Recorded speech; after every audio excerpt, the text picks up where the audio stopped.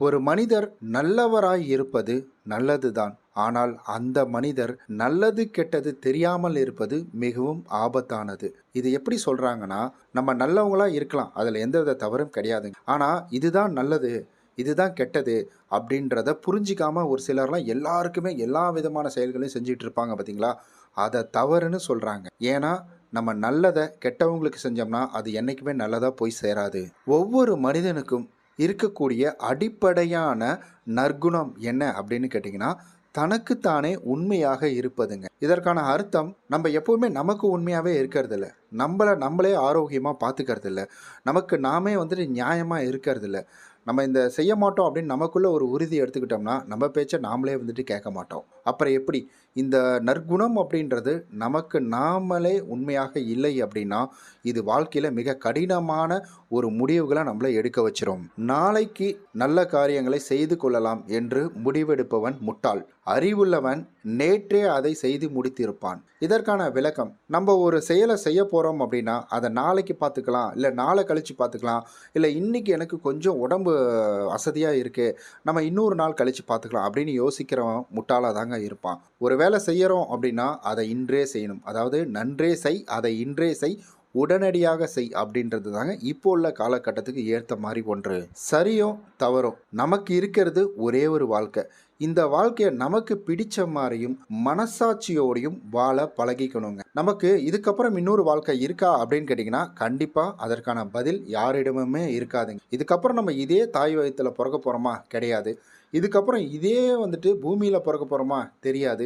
தமிழ்நாட்டில் பிறக்க போகிறோமா, இல்லை இந்தியாவில் பிறக்க போகிறோமா, இல்லை அதர் மாநிலத்தில் அதர் கண்ட்ரியில் பிறக்க போகிறோமா அப்படின்றது நமக்கு தெரியாது. அப்படி நிலையில்லா ஒரு வாழ்க்கையில் நம்ம இன்றைக்கு நம்மளுடைய வந்துட்டு நமக்கான நேரம் வருமோ, இல்லை நாளைக்கு நமக்கான நேரம் வருமோ, அது கூட நமக்கு தெரியாது. இப்படி நிலையில்லா வாழ்க்கையை உங்களுக்கு பிடித்த மாதிரியும் மனசாட்சியோடையும், எனக்கு பிடிச்ச மாதிரி கெட்ட வழியிலலாம் நடக்கூடாது, மனசாட்சியோட வாழ கற்றுக்கணும். யாரையாவது ஒருத்தரை இறக்கும் தருவாயில் உன்னுடைய கடைசி ஆசை என்ன அப்படின்னு கேட்டிங்கன்னா, கண்டிப்பாக அவங்க ஏதாவது ஒரு விஷயத்த சொல்லுவாங்க. ஆனால் நம்ம நமக்கு பிடித்த மாதிரி நம்முடைய வாழ்க்கையை வாழ்ந்தோம் அப்படின்னா, கடைசி நேரத்தில் நம்மக்கிட்ட ஒருத்தர் வந்து கேட்குறாங்க, உன்னுடைய கடைசி ஆசை என்ன அப்படின்னு கேட்டாங்கன்னா, இந்த உலகத்தை விட்டு வெளியேறுவது தான் அப்படின்றத அழுத்தந்திருத்தமாக சொல்ல முடியும். நேரமும் வாய்ப்பும் எல்லோருக்கும் எப்பொழுதும் இருந்து கொண்டே தாங்க இருக்குது. முயற்சி எடுக்கிறவங்க அவங்களுடைய வாழ்க்கையில் வெற்றியை வந்துட்டு வெற்றின்ற ஒரு கனியை பறிச்சிடுறாங்க. முயற்சி எடுக்காதவங்க எனக்கு நேரம் கிடைக்கல, எனக்கு அதுக்கான வாய்ப்பு கிடைக்கல அப்படின்னு மற்றவர்களை குறை சொல்லிக்கொண்டே அவங்களுடைய வாழ்க்கையை எப்படி அவங்க 10 வருடத்திற்கு முன்னாடி ஒரு இடத்துல இருந்து பேசினாங்களோ அதே இடத்துல இருந்தே மற்றவர்களை பேசிகிட்டு இருக்காங்க. இவர்களுக்கு எதிரில் இருந்து இவர்கள் பேசக்கூடிய வார்த்தையை 10 வருஷத்துக்கு முன்னாடி கேட்டவங்க இவங்களை தாண்டி பல மைல் தூரத்தில் போயிடுவாங்க. நல்ல விதத்தில் ஒரு வாய்ப்பு அப்படின்றது எப்பொழுதுமே நம்மக்கிட்ட இருந்துக்கிட்டு தாங்க இருக்கும். நம்மளாம் நினச்சிட்ருக்கோம் வாய்ப்பு தேடி வராது அப்படின்றத. முயற்சி எடுத்துக்கிட்டே இருக்கிறவங்களுக்கு எல்லா நேரமும் நல்ல நேரம்தான், எல்லா வாய்ப்பும் நல்ல வாய்ப்பு தாங்க. எந்த ஒரு செயலையும் ஆர்வம் குறையாமல் நம்பிக்கையோடு செய்தால் அதில் வெற்றி அப்படின்றது நம்மளை தேடி வருங்க. இது உண்மையான ஒரு வார்த்தை தான். நம்ம ஒரு செயலை செய்கிறோம் அப்படின்னா, அந்த செயலை பிடிக்காமல், இந்த செயல் எனக்கு பிடிக்கல, இல்லை அந்த செயலில் ஏதேனும் ஒரு குறைகளை கண்டுபிடிச்சிக்கிட்டு ஏதேனும் ஒரு குற்றங்களை சொல்லிக்கிட்டே நம்ம அந்த செயலை செய்கிறோம் அப்படின்னா, அப்போ நிச்சயமாக அதில் நம்மளால் வந்துட்டு வெற்றி அப்படின்றத வந்துட்டு எடுக்கவே முடியாது. நம்பிக்கையோட நமக்கு தெரியாத செயல்களை நம்ம செய்தாலும் நமக்கு அதில் வெற்றி அப்படின்றது நிச்சயம். நம்பிக்கை இல்லாமல் நமக்கு ஒரு செயலை செய்கிறோம் அப்படின்னா அதில் தோல்வி அப்படின்றது நமக்கு ரொம்ப ரொம்ப கூடிய விரைவில் வந்துவிடுங்க. நமக்கு என்ன பரிச்சயமான செயலாக நம்ம செய்தாலும் எந்த ஒரு சிக்கலுமே உங்களை சிதைக்கிறதுக்காக வர்றது கிடையாதுங்க, உங்களை செதுக்கிறதுக்காக வர்றது. வலியை தாங்கினாதான் சிலை வரும் அப்படின்றது பழசு. வலியை தாங்கினாதான் நம்மளால் வாழ்க்கையில் வெற்றி பெற முடியும். அது மட்டும்தான் ஒரே வழி அப்படின்றது. ஸோ வழி அப்படின்றது இப்போ இருக்கிற புதுசுங்க. எப்போவுமே சரி, நமக்கு ஒரு கெட்டது நடக்குது அப்படின்னா அப்போ அந்த கெட்டதுலேயும் ஒரு நல்லது அப்படின்றது நடக்கும். ஒரு சின்ன அடிபடுது, அந்த அடிபட்டுறதுனால நம்ம யோசிக்கிறோம், ஐயோயோ எனக்கு வேலை போச்சே அப்படின்ற மாதிரி நினைக்கிறோம். ஆனால் அந்த வேலையை விட உங்களுக்கு இன்னும் மிகப்பெரிய ஒரு சிறப்பான வேலை ஒன்று அமையும். அது நம்ம எடுத்துக்கிறத பொறுத்து தான் இருக்குது. நம்ம தவறாக ஒரு விஷயத்தை எண்ணிக்கிட்டே இருந்தோம் அப்படின்னா, சிக்கல் வந்துருச்சு, என் வாழ்க்கை முடிஞ்சிருச்சு அப்படின்னு நம்ம யோசிச்சுக்கிட்டே இருந்தோம் அப்படின்னா, நம்மளால் வாழ்க்கையில் எதுவுமே செய்ய முடியாது. நீங்கள் ஏதேனும் உங்கள் தரப்புலேருந்து ஒரு தவறை செய்துட்டாலும் சரி, அந்த தவறை இனி யோசிச்சுக்கிட்டே இருக்காதீங்க. இனி செய்யக்கூடிய செயலில் அந்த தவறுகளை கொண்டு வந்து சேர்க்காதீங்க.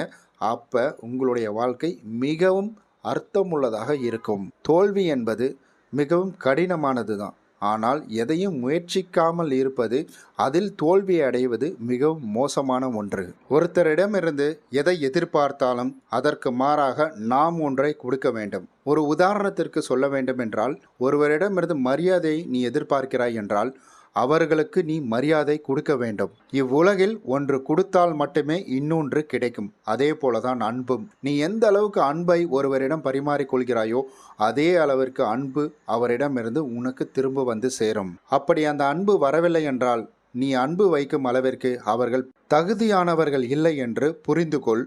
மீண்டும் மீண்டும் உன்னுடைய அன்பை கொடுத்து முட்டாளாகி விடாதே. கட்டளை இட விரும்புபவர்கள் முதலில் பணிவதற்கு கற்றுக்கொள்ள வேண்டும். மற்றவர்கள் உன் சொல் பேச்சை கேட்க வேண்டும் என்றால் நீ மற்றவர்கள் சொல்வதை காது கொடுத்து கேட்க வேண்டும். இந்த உலகம் அதிகமாக பேசாதவனை உலகம் அதிகமாக விரும்புகிறது. அளந்து பேசுபவனை இந்த உலகம் மதிக்கிறது. அதிகமாக பேசாதே, அளந்து பேசு.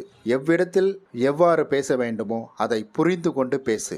உனக்கு தேவையான மன ஆறுதலும், உனக்கு தேவையான வலிமையும், உனக்கு தேவையான உதவிகளும், உனக்கு தேவையான அனைத்தும் உனக்குள்ளே இருக்கிறது. அதை நீ முதலில் நம்பு.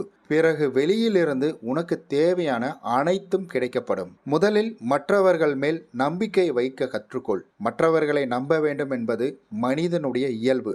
மற்றவர்களை சாராமல் இவ்வுலகம் இயங்காது. மற்றவர்கள் உதவியோடுதான் இவ்வுலகம் இயங்கிக் கொண்டிருக்கிறது. ஒருவேளை கடவுள் மற்றவர்கள் வடிவில் உன்னிடம் வந்து நின்றால், உனக்கு மற்றவர்கள் மேல் நம்பிக்கை இல்லை என்றால், அப்பொழுது எப்படி கடவுள் உன் நேரில் இருப்பார் என்பது, உன் கடவுள் உன் நேரில் இருக்கிறார் என்பதையும் நீ புரிந்து கொள்வாய். நம்பிக்கை மிகவும் முக்கியமான ஒன்று. முதலில் உன்னிடம் அந்த நம்பிக்கையை எதிர்பார், பிறகு மற்றவர்களையும் நம்பு. எனக்கு நேரம் போதவில்லை என்று மட்டும் ஒரு நாளும் சொல்லிவிடாதீர்கள்.